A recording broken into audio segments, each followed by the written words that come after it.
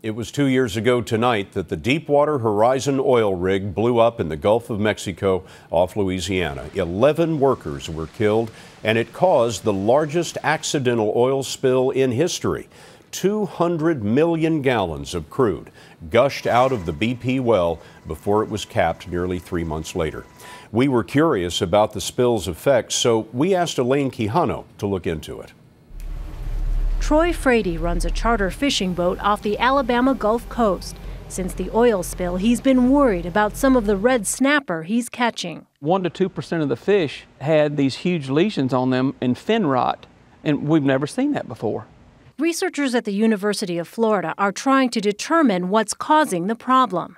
You can't spill that much oil into a system without having long-term negative consequences. David Muth is with the advocacy group, the National Wildlife Federation. He took us to an island where weeks after the spill, pelicans were covered with oil. Muth says oil is suffocating mangroves, holding the soil in place. It was 4 acres before. How big is the island now? It's less than an acre. 75% loss of the island since the spill. What do you think this will look like in another 2 years? Gone. Completely gone. Completely gone.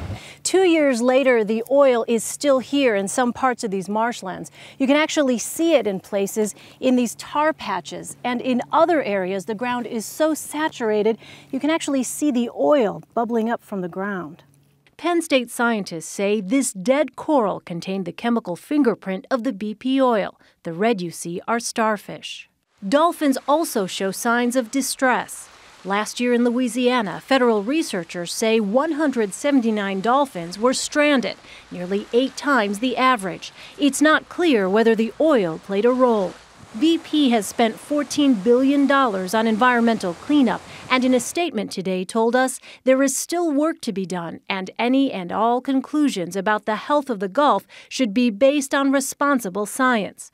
The Food and Drug Administration says it has extensively tested Gulf seafood and it's safe to eat.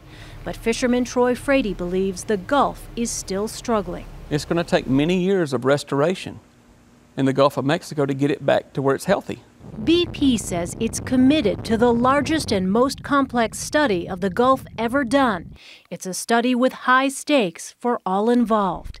Elaine Quijano, CBS News, Barataria Bay, Louisiana.